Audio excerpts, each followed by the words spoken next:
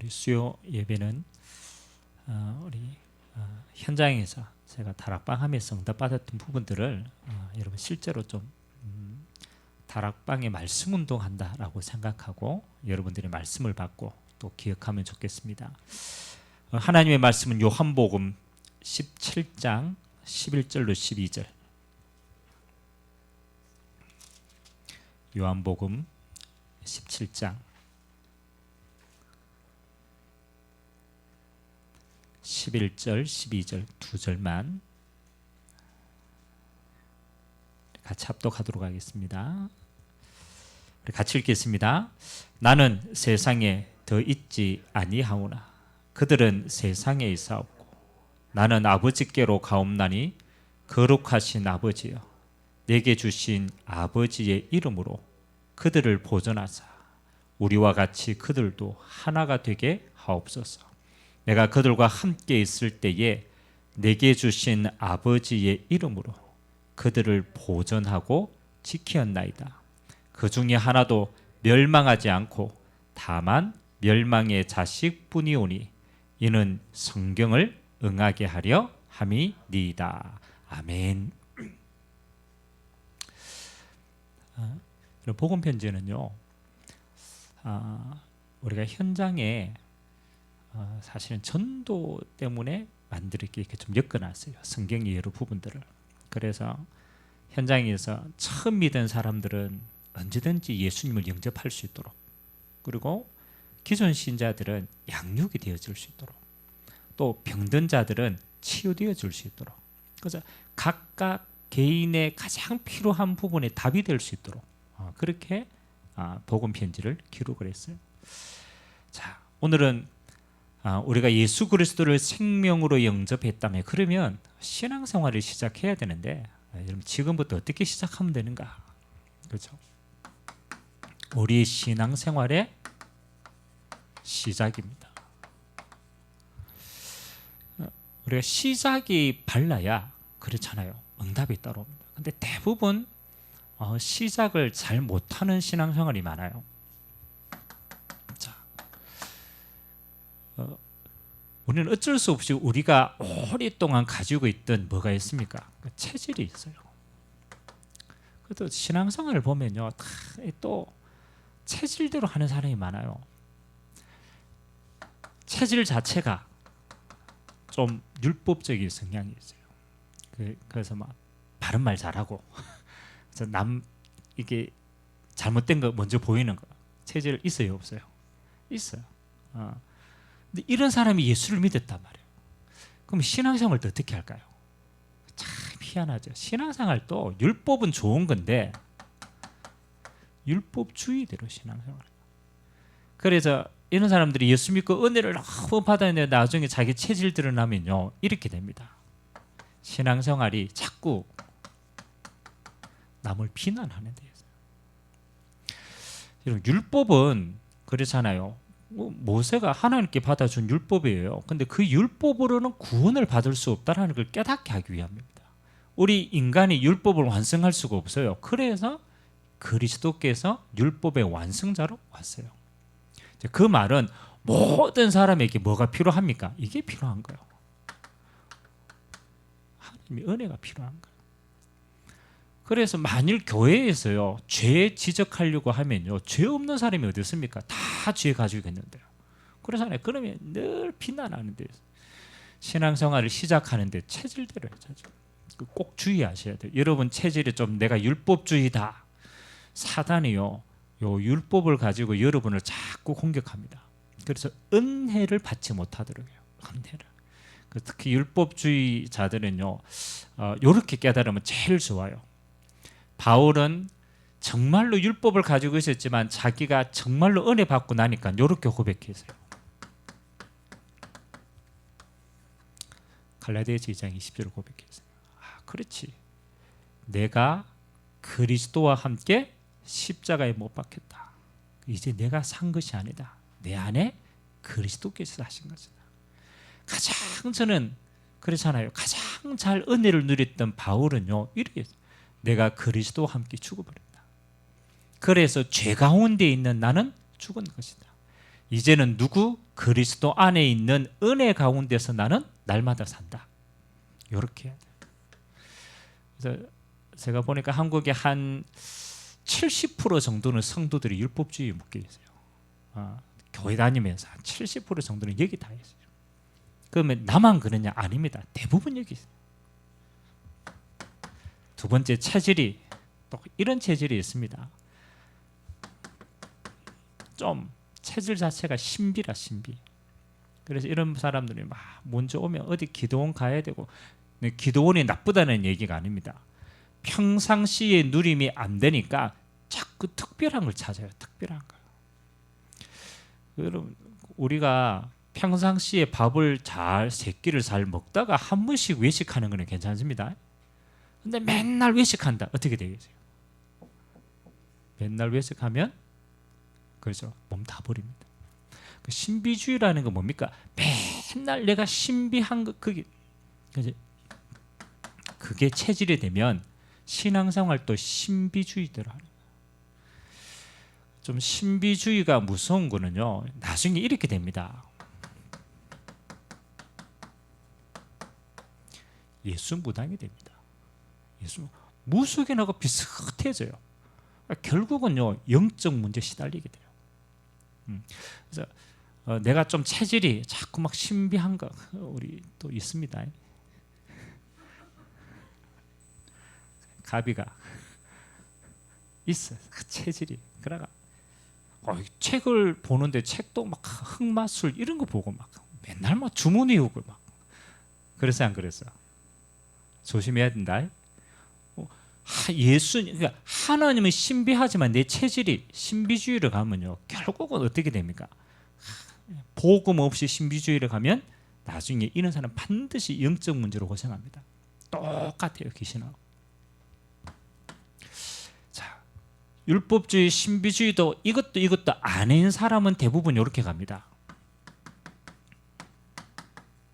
인본주의대로 갑니다. 인본주의. 그래서 하나님을 믿는 것처럼 보이는데 결국은 누구 중심이냐? 사람 중심이라. 그래서 저 큰 교회에 가면요, 여러분 큰 교회에 가면 이런 사람들이 많아요. 주로 사업하는 사람, 영업하는 사람, 큰 교회 많이 가 있어요. 왜 가 있겠어요? 그렇지. 거기 가면 인간관계 맺기 제일 쉬워. 그 사람들은 막 하고 나중에 진짜 목적은 뭐냐? 자기의 유익입니다. 자기의 유익. 여러분, 교회는 자기의 유익을 위해서 오는 게 아니에요. 교회는 그리스도의 몸을 헌신해서 세우기 위해서 오는 거예요. 진짜 교회는요, 뭐 하는 겁니까? 그렇잖아요. 헌신입니다. 그래서 이렇게 빠지면요, 이 어마어마한 복음을 뭐요? 자기 체질에 빠져서 못 누리게 되는 거예요. 그러면 여러분, 체질에 빠졌다, 여기까지 괜찮아. 나중에 이게 어떻게 되냐? 반드시 이렇게 드러납니다. 영적 문제로 드러납니다. 똑같아요. 율법주의자는요, 자기에게 무게가 눌림이 와요. 근데 계속 신앙생활은 눌리는 거예요. 신비주의는요, 완전히 영적으로 잡힙니다. 인본주의는 뭐 하는 겁니까? 결국은 교회를 떠나요. 왜? 자기 유익이 없으면 떠나니까. 그래서 신앙생활을 할 때 제일 중요한 거 요걸 알아야 돼요. 그래서 오늘 여러분, 신앙생활의 시작은요, 그렇죠? 첫 번째 뭐라고 얘기합니까? 자, 구원받은 당신은 영적으로 완전한 해방과 자유를 누렸다. 그러면 지금 이 땅 사는 동안에 어떻게 해야 되느냐? 그래서 오늘 가장 첫 번째 나오는 게 뭡니까? 요거 알아야 돼요. 그래서 오늘 첫 번째 걸 잘 알면요, 두 번째, 세 번째, 네 번째가 누림이 돼요. 여러분, 왜 우리가 이렇게 빠집니까? 우리에게 이런 체질은 있지만, 맞잖아요. 사람마다 다 자기 체질이 있잖아요. 근데 이 체질이 이렇게 빠지는 이유가 누구 때문이겠어요? 맞잖아요. 이게 중요하거든요. 체질은 다 있어요. 나름대로 다 달라요. 근데 체질이 문제가 딱 되는 고기 시점에는 반드시 사단의 통로가 되어져요. 그렇죠? 오늘 권사님이 기도했죠. 우리 체질은 다 요렇대. 이게 뭐가 안 되도록 해야 된다? 사단의 통로가 안 되도록 해야 된다. 여러분 율법 체질이라도 진짜 복음 받으면요 바울과 같이 복음을 더 깊게 깨닫습니다. 아 그렇지 우리의 행위로는 안 되는구나. 그래서 날마다 나는 그리스도구나. 이 체질이지도 복음 깨달아 보면요 이거 안 빠진다니까요. 신비주의다 이거 가지고 기도 진짜 깨달았다. 이거는 어마어마하게 쓰임 받습니다. 근데 문제는 이렇게 되는 거예요. 사단의 통로가 되는 거예요. 근데 여러분 교회 다니는 그 성도들 가운데 성경적으로 사단의 존재에 대해서 모르는 사람이 너무 많아요. 이걸 너무 심각하게 강조를 해도 문제가 되지만 너무 몰라도 신앙생활을 실패한다. 그래서 오늘은 여러분이 성경을 차근차근 찾아보면서 성경에 예수님이 또 중요한 제자들이 사단에 대한 이야기를 어떻게 했는가를 한번 찾아봐야 돼요. 자, 첫 번째 뭡니까? 가장 중요한 겁니까? 하나님이 말씀하시는 성경에만 사단의 존재를 말하고 있습니다. 이 세상에 어떤 책도 사단의 정체를 밝힌 책이 있겠어요, 없겠어요? 왜냐하면 다 사단의 손아귀에 있기 때문에 이 땅의 어떤 책도 요 존재를 밝힐 수는 없어. 단 창조주 하나님만이 피조물인 사단의 존재를 밝힐 수가 있어요. 그래서 성경에 중요할 때마다 요 존재를 밝히고 있습니다. 그러면 성경적으로 한번 봅시다. 자, 사단이 가장 첫 번째 출현한 성경이 어디입니까? 사단이 첫 번째 나타났을 때. 그렇죠? 그러면 창세기 3장 15절에 뱀의 머리를 상하게 했다. 그럼 뱀 이야기가 나오는데 그 뱀이 사단이라고 하는 증거가 있어요? 맞죠? 뱀 안에 사단이 들어가는 게 맞는데 그게 성경에 기록된 데가 있어요? 아니 우리가 성경적으로 알아야 되잖아. 맞죠? 우리가 창세기 3장에 저 뱀이야 저게 사단이야 우리는 그렇게 하지만 근거가 있어야 되잖아요. 요한계시록 12장을 한번 찾아봅시다. 요한계시록은 요한이 마지막 때 영적 세계를 가장 이렇게 깊이 있게 이야기한 곳입니다. 요한계시록 12장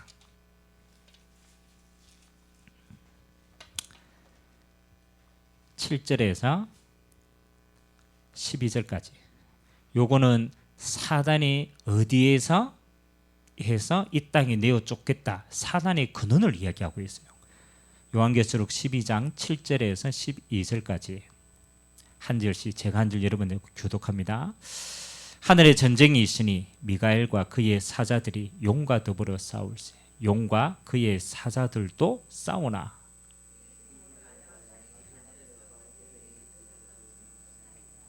큰 용이 내쫓기니 옛 뱀 곧 마귀라고도 하고 사탄이라고도 하며 온 천하를 꿰는 자라. 그가 땅으로 내쫓기니 그의 사자들도 그와 함께 내쫓기니라.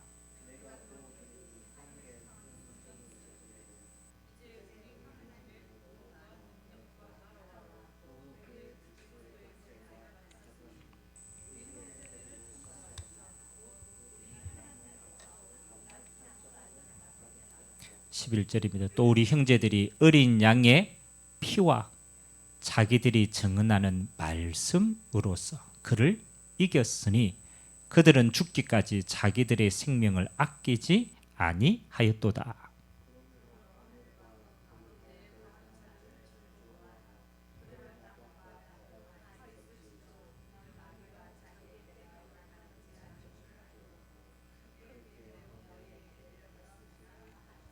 아멘. 이거는 중요합니다. 꼭 기억하고 있어야 됩니다. 성경에 사단이 자꾸 신비하게 존재로요 자기를 자꾸 둔갑을 시켜요. 그럼 가장 정확한 정의를 내려야 돼. 사단이 원래 영적인 세계에 있었어요.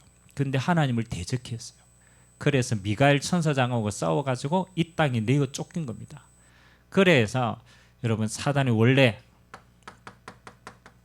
그 이름이 루시엘입니다. 루시엘이라는 것은 하나님을 뜻합니다. 엘로힘, 하나님. 하나님을 찬양하는 천사장이었어요. 근데 이 루시엘이 타락해서 루시퍼가 되는 거예요.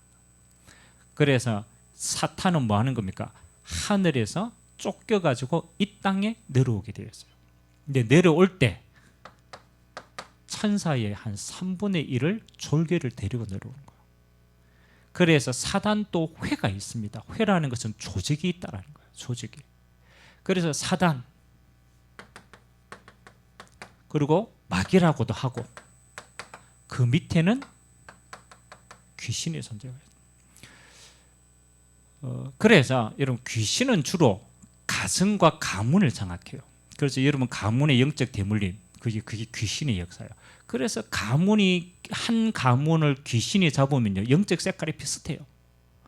그래서 왜 그 무속인들 자꾸 영적으로 대물림하잖아요. 그건 귀신의 역사예요.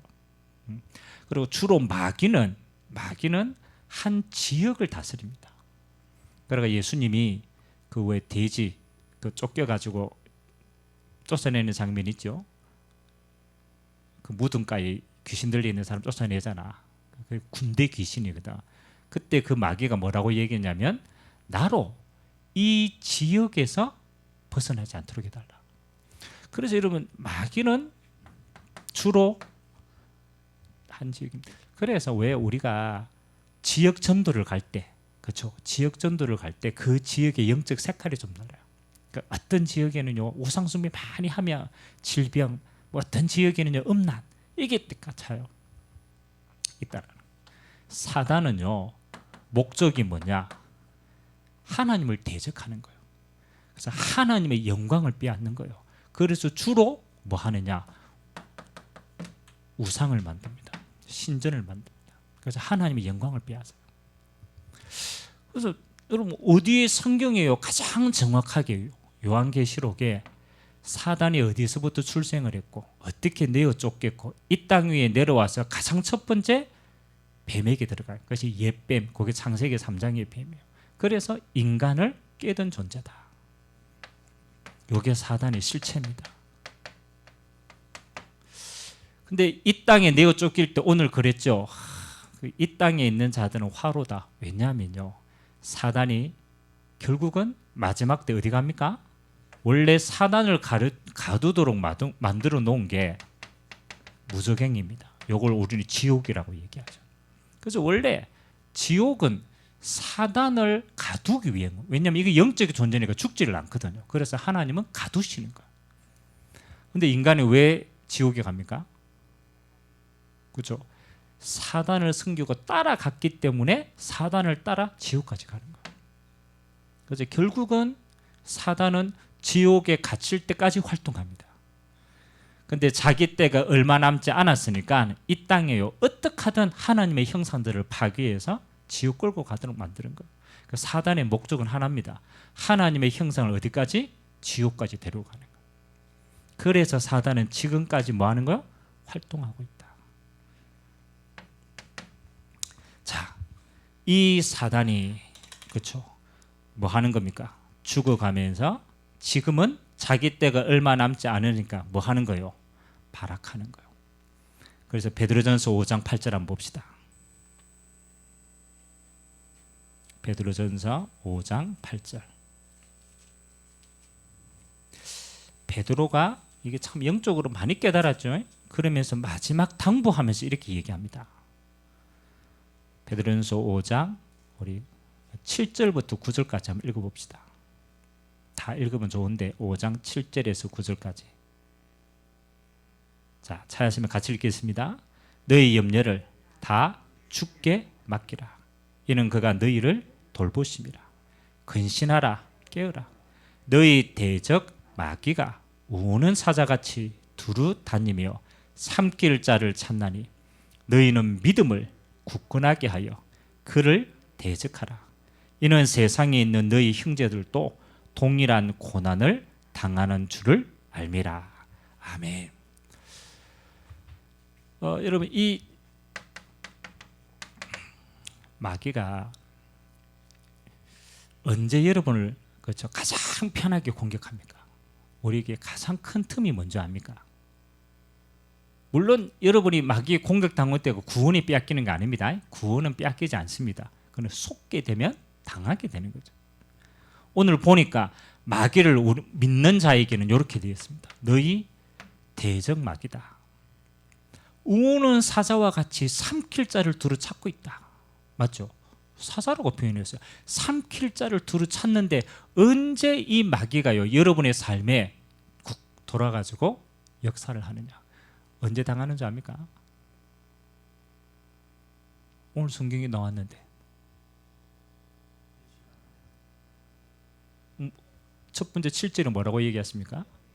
그렇죠. 너희 염려를 주께 맡겨버리라.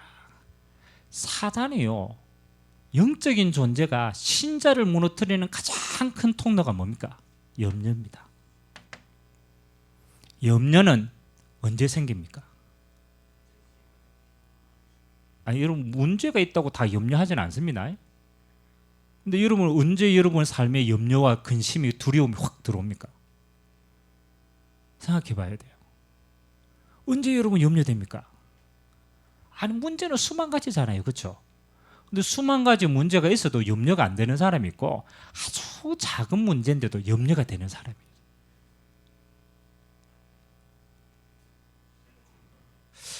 많이 있을 건데요. 염려는 근본이 불신앙입니다. 그게 뭐냐? 불신앙은 뭡니까? 하나님이 그곳에는 믿어지지 않는 거예요. 이게 중요합니다. 우리는 무조건 불신앙이 아닙니다. 여러분이 늘 염려하는 게요. 이게 중요합니다. 욥이 그 사단에게 당할 때 보면 욥이 평상시에 염려하던 게 있어요. 우리 자녀들 예배 잘 드려야 되는데 맨날 자녀 염려해. 그러니까 사단이 공격할 때는 어디 공격합니까? 자녀를 공격해요.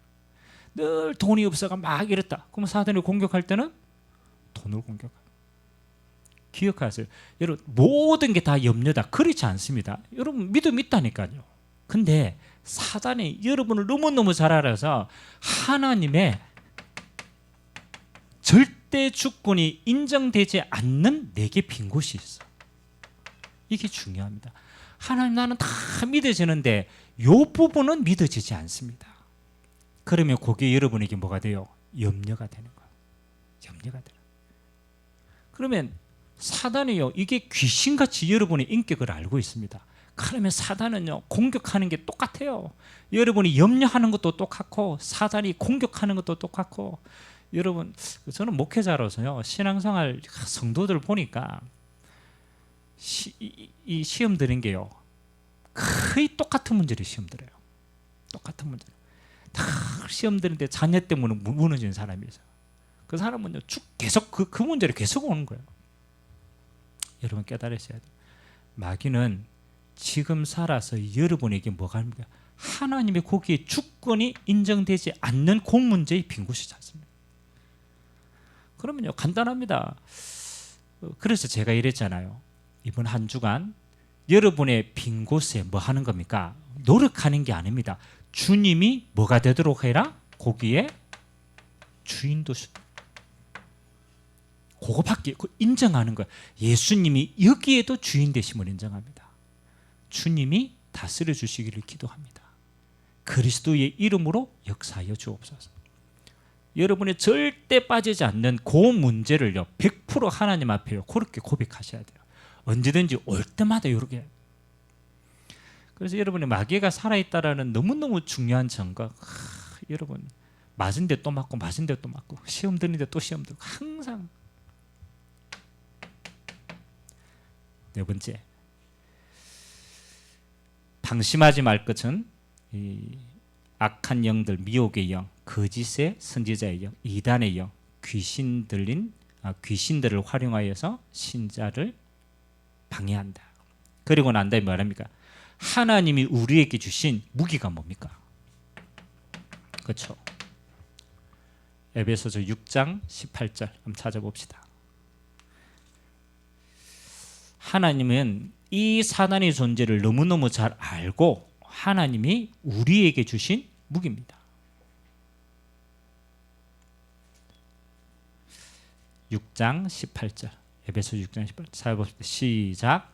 모든 기도와 간구를 하되 항상 성령 안에서 기도하고 이를 위하여 깨어 구하기를 항상 힘쓰며 여러 성도를 위하여 구하라. 아멘. 자, 모든 기도와 간구를 하되 항상 성령 안에서 기도해라. 이게 참 중요합니다. 여러분, 우리는요 섰다고 생각할 때가 무너질 때입니다. 그래서 우리 힘으로 할 수 있는 게 사실은 아무것도 없어요. 그래서 뭐라고 얘기합니까? 모든 기도와 간구, 우리의 모든 삶은요 하나님께 뭐 하는 거요? 구할 때 이 응답을 받습니다. 그렇죠? 그래서 하나님 주신 유일한 무기 뭡니까? 하나님은 기도로, 예수 이름의 권세로 무너뜨리도록 우리에게 기도의 무기를 주신 것이다. 그래서 우리가 진짜 깨달으면 이 이야기가 나오는 거예요. 24시 우리 마음과 생각이 기도 속에 머물러야 되는구나. 그래서 빌립보서 4장에 나오죠. 4장 6절, 7절, 8절 뭐라고 얘기합니까? 아무것도 염려하지 말고 모든 일에 기도와 간구로 너희 구할 것을 감사함으로 하나님께 아뢰라. 그리하면 모든 지각에 뛰어난 하나님의 평강이 그리스도 예수 안에서 너희 마음과 생각을 지키시리라. 그래서 저는 좀 보니까요 순간순간입니다. 이걸 잘해야 돼요. 생각을 기도로 바꿔야 돼요. 순간순간. 그래서 생각을 기도로 바꾸는 가장 빠른 방법이요 하나님께 물어보는 거예요. 내 생각을 가지고 있으면 판단하고 선택합니다. 빨리 생각을 기도로 바꿔야 돼요. 질문을 해야 돼요. 하나님, 이건 어떻게 인도받습니까? 그렇죠? 물어보면 돼요. 물어보면. 그때 우리 마음과 생각이 하나님의 말씀과 평안 안에서 지켜지게 되는 거죠. 꼭 여러분이 영적 무기로 가지고 있어야 돼요. 그리고 뭐 하는 겁니까? 사단은 가정을 뭐 한다고요? 회방한다. 여러분들이 가장 중요한 발판을 사단을 공격합니다. 그래서 마태복음 12장 28절 29절 사단이 뭐 하는 겁니까? 강한 자로서 역사합니다. 그 강한 자를 결박하지 않고 어떻게 세간을 넉탈합니까? 사단은 7번은 뭡니까? 불신자, 확신 없는 자를 찾아다닌다. 똑같죠. 베드로전서 5장 7절 8절 우는 사자와 같이 뭐 하는 자? 확신 없는 자. 한 번 허용하면 그렇죠. 7배의 능력으로 다가온다. 그래서 마태복음 12장 44절에 이게 빈집 비유입니다. 그렇죠. 비고 소저되고 술이 되어서 7 귀신이 또 오게 되는 거예요. 그래서 여러분 통로합니다. 여러분이 통로가 여러분의 사단은요. 한 곳을 내 마음을 생각에 한 곳을 허용해 보면요. 그곳은 7배로 더 장악합니다. 그래서 사단에게 안 쏘는 가장 빠른 방법이 뭡니까? 처음부터 생각의 틈을 내주지 않아야 돼요. 그래서 우리에게 믿음의 전신갑주를 믿음에 다 그러니까 처음부터 생각을 속으면 안 돼요. 첫 생각이 나로부터 속아보면요. 그 다음에는 막을 수가 없어요. 그건 계속 통로가 되는 거예요. 그래서 사단에 안 속는 인간적인 가장 빠른 방법은요. 맞잖아요. 우리가 생각의 틈을 우리 스스로가 조절할 수 없잖아요. 맞죠? 그러면 생각의 틈을 안 주는 가장 좋은 방법이 뭘까요? 제일 좋은 거는 기도하면 제일 좋은데 맞잖아요. 24시간 기도해 보면 되는데 그렇죠? 제일 좋은 건요. 생각 안 하시면 돼요. 제일 좋은 건 생각 안 하시면 돼요. 맞잖아요. 생각을 안 해보면 통로가 안 됩니다. 근데 생각하는 순간에 내가 주인 되는 거예요. 왜? 내 생각이니까. 생각하는 순간에 내가 판단하는 거예요. 그래서 바울은 만약에 생각을 한 게 아닙니다. 내가 그리스도와 함께 죽었다라는 걸 인정하고 내 생각이 아니라 자꾸 그리스도의 생각을 하는 거예요. 그리스도. 그것만이 이길 수 있어요. 그리스도만 바라봐야 돼요. 자, 그리고 뭐 하는 겁니까? 각종 질병을 가져다 주기도 하고. 이거 중요합니다. 사단이 불치병과 이름 모를 병도 가져다 줍니다. 그래서 그냥 질병이 아니고 귀신 들려 귀머거리가 돼요. 귀신 들려 벙어리가 돼요. 정신적으로 혼란, 확신 있는 자를 피해 다니고 무겁고 실만한 곳을 찾고 빈집을 찾아 들어오고 기도하는 것과 성경 아는 것을 싫어하고 예배를 바르게 드리는 것을 가장 싫어하고 그래서 주일 성수와 전도하는 것을 가장 두려워한다. 아멘. 여러분들이 오늘 여러분 올바른 신앙생활의 시작은요 항상 요 존재가 있음을 알고 있어야 돼요. 그래서 우리는 대부분요 어디에 속느냐? 나에게 속아요. 나에게. 그러니까 사단이요 통로로 삼을 수 있는 가장 중요한 키는요 나라는 존재입니다. 그러니까 나라는 존재의 예체질로 이렇게 갖는 거예요. 그래서 아까 제가 생각을 없애라 그랬죠. 그래서 가장 좋은 방법이 바울은 이 방법을 선택했어요. 갈라디아서 나는 죽고 그리스도가 내 안에 주인 되는 것이다. 순간순간입니다. 나는 살아날 때 나는 십자가에 못 박혔어. 그 말은 내 예체질은 죽은 거야. 절대로 그건 내 기준이 아니야. 내 안에 그리스도께서 사시는 것이야. 그분이 내 인생의 주인이시야. 그래서 나에게 자꾸 그리스도가 주인 되도록 내 자리를 내어놔야 돼요. 여러분 사단이요 나라는 것은 언제든지 공격할 수 있어요. 왜? 창세기 3장이니까. 사단은 절대로 못 건드리는 게 있어요. 내 안에 그리스도가 주인 되면요 빛이기 때문에 어둠은 올 수가 없어요. 그러니까 순간순간 이 두 가지 싸움이에요. 나의 편에 서느냐 그리스도 편에 서느냐. 내가 살아있느냐 그리스도가 살아있느냐. 이 두 가지입니다. 그래서 그 뒤에 나오는 모든 부분은 이 두 가지의 싸움을 이야기하는 겁니다. 그래서 우리가 5가지 사실 기억하고 생활한다. 뭐 얘기입니까? 그리스도를 바르게 아는 것이다. 그렇죠?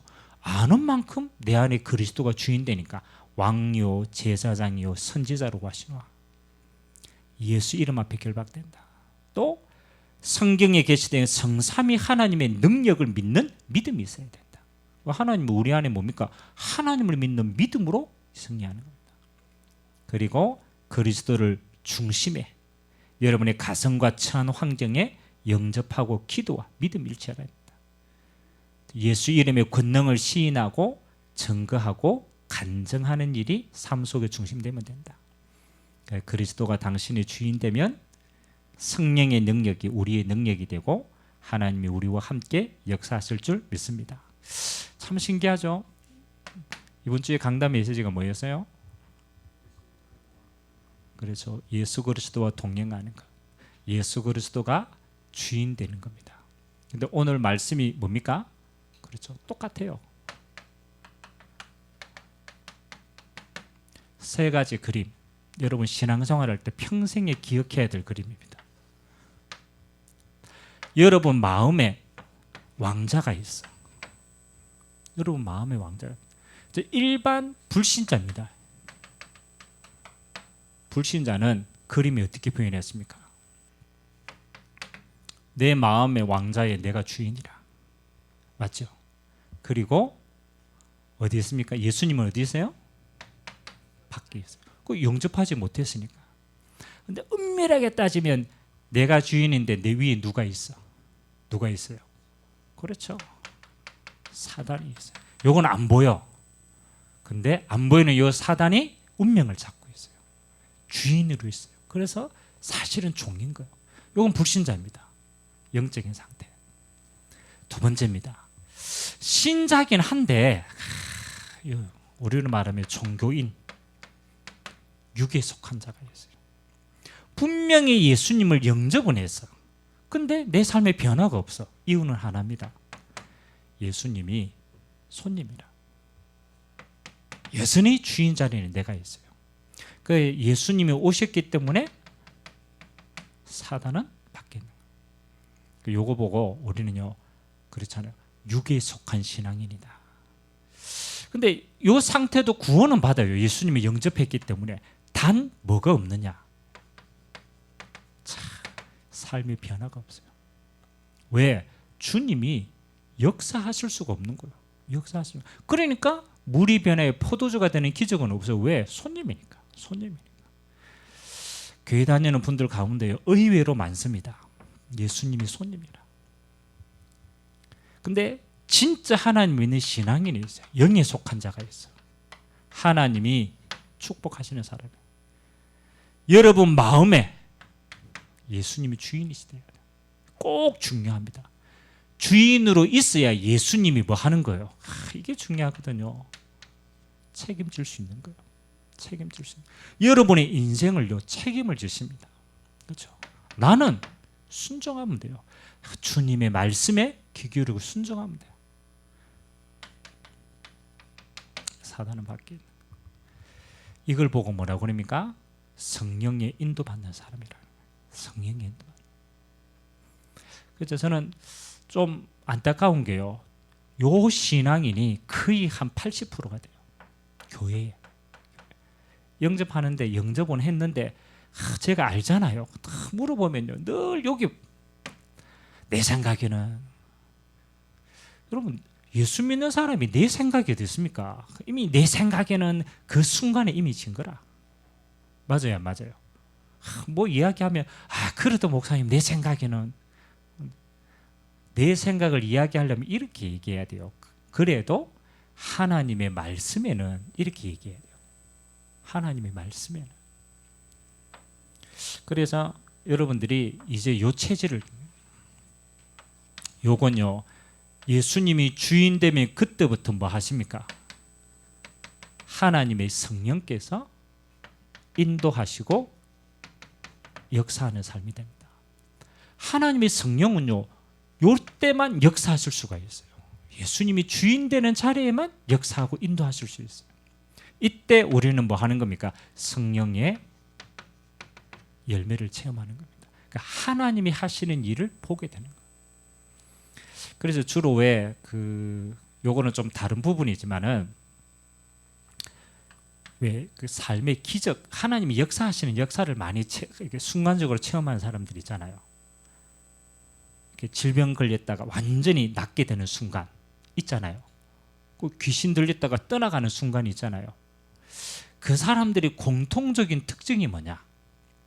맞죠? 그 순간적으로 하나님의 역사를 완전하게 체험하는 사람의 특징이 뭐겠어요? 맞죠? 안전뱅이가 일어날 때, 맞잖아요. 그 순간이 있을 거 아니에요. 안전뱅이가 일어나는 순간, 귀신이 떠나가는 순간, 그 특징이 뭐겠어요?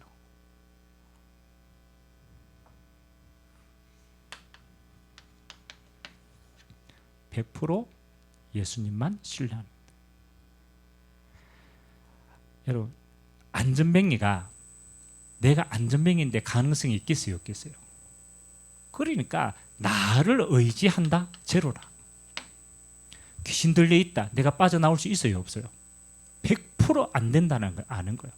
그러니까 나에 대한 소망이 전혀 없어. 그리고 온전히 100% 예수님을 믿어보는 거예요. 우리의 삶에 언제 기적이 일어나느냐? 그렇잖아요. 요 두 가지거든요. 완전 100% 예수님이 신뢰가 딱 되고 믿어지는 순간, 그때 기적이 일어납니다. 그 반대는 뭐 하는 거예요? 내가 안 된다는 걸 100% 인정하는 거예요. 당연히 이런 기도하시는 사람의 특징은요, 이거 너무 잘 알아요. 내 힘으로 안 된다는 걸 100% 인정하기 때문에 100% 예수님이 하실 수 있다는 믿음이 되니까 기도가 되는 거예요. 기도하는 사람은 시간을 들여서 왜 합니까? 이걸 신뢰하기 때문에. 그래서 여러분들이 뒤에 나온 것처럼 예수님을 중심에 모시고 내 것을 내려놓는다. 예수님을 중심에 모시고 내 고집 버려야 한다. 예수님을 중심에 모시고 염려, 부정적인 생각을 버려야 한다. 예수님을 중심에 모시고 여러분의 경험을 앞세우지 말아야 한다.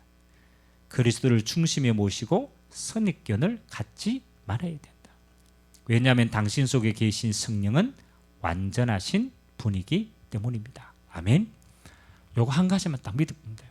나를 100% 의지하지 않고 오직 그리스도만 의지하면 돼요. 이번 한 주가 결론은 똑같습니다. 그렇잖아요. 여러분 삶 속에 기도하고 하는데요. 여러분 가장 좋은 시간은요. 정시기도를 여러분 체질로 딱 만드세요. 정시기도라는 건 하나님과 나와의 약속의 시간입니다. 내가 이 시간은 무조건 내가 하나님 앞에 무릎 꿇는다. 그래서 제일 좋은 시간은요. 아침 첫 시간입니다. 아침 첫 시간은 하나님께서. 여러분 10의 1조의 개념이 10개 중에 1개를 드리는 게 아닙니다. 우리는 자꾸 10개의 1개를 드리는 게. 여러분 10의 1조의 개념이 뭔지 압니까? 10의 1조 10개 중에 1개인데 그 개념이 11조가 아니에요. 11조는 첫 번째 것을 하나님께 드리는 거예요. 그 말은 그 나머지도 다 하나님 거라. 그러니까 내가 하나님 앞에 첫째의 시간을 드린다라는 거, 그 나머지도 다 하나님의 시간이라. 그래서 중요합니다. 여러분 첫 시간을 하나님께 드렸어요. 율법이 아닙니다. 우리가 진짜 주님을 의지하면 첫 시간을 드립니다. 그리고 마지막 시간을 하나님께 드려야 돼요. 그래서 여러분 두 가지만 하면 돼요. 아침에 일어나서 기도. 여러분 자기 전에 기도. 정시기도를 뭐 하루를요 시작과 끝을 주님 안에서 딱 맺어야 돼요.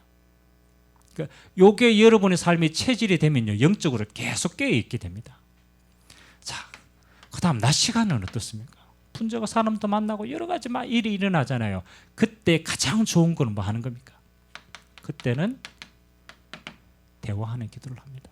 대화로서. 사람들 만나기 전에 내 속으로 하나님과 대화하는 거예요. 하나님 오늘 하나님의 계획이 뭡니까? 그렇죠? 그리고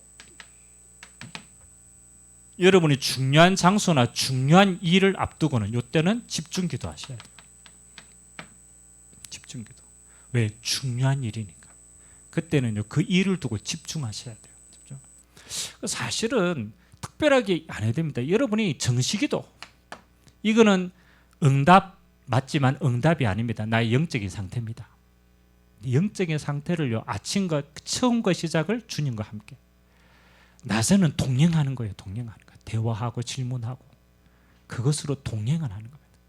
그리고 진짜 중요한 일에는요 이건 선택과 집중이니까 그때는요 내가 중요한 일에는 집중하면서 기도하는 거예요. 이게 뭐냐? 기도로서 주님과 24시 동행하는 비밀이다. 그럽니다. 목사님 우리가 그렇잖아요. 어떻게 이렇게 다 합니까? 반대로 한번 생각해 보세요. 사단은 24시간 공격합니다. 사단 자겠어요? 안 자겠어요? 이놈은 잠도 안 자네. 게으르지도 않네. 24시간 공격합니다. 그러니까 우리는 24시간 깨어 있어야 돼요. 깨어 있어야 돼요. 그래서 신앙생활을 어떻게 하냐의 문제가 아닙니다. 목사님 예배를 어떻게 잘 드립니까? 뭐 어떻게 잘합니까? 안 합니까? 아니라니까요. 24시간 공격하는 걸 알기 때문에 24시간 깨어 있는 겁니다. 피곤한 줄 절대로 안 피곤합니다. 이걸 영적으로 딱 체질 만들면요, 여러분은 순간순간 하나님의 역사를 체험하게 됩니다. 그래서 신앙은 여러분 행위가 아닙니다. 믿음 가지고 24시간 응답받는 것이다. 축복 누리게 되시길 주님의 이름으로 기도합니다. 하나님 감사드립니다. 지금부터 어떻게 신앙생활을 시작하면 됩니까? 사단이 24시간 공격함을 알고 있기에 하나님 우리가 24시간 성령 안에서 기도하며 하나님이 주시는 응답으로 승리하도록 주님이 축복하여 주시옵소서. 우리가 가지고 있는 모든 옛 체질을 십자가에 못 박고 이제는 그리스도 예수 안에 하나님 주시는 믿음으로 우리의 삶을 온전히 하나님께 드릴 수 있도록 주님이 축복하여 주옵소서. 감사드리며 살아계신 예수 그리스도의 이름으로 기도드리옵나이다. 아멘.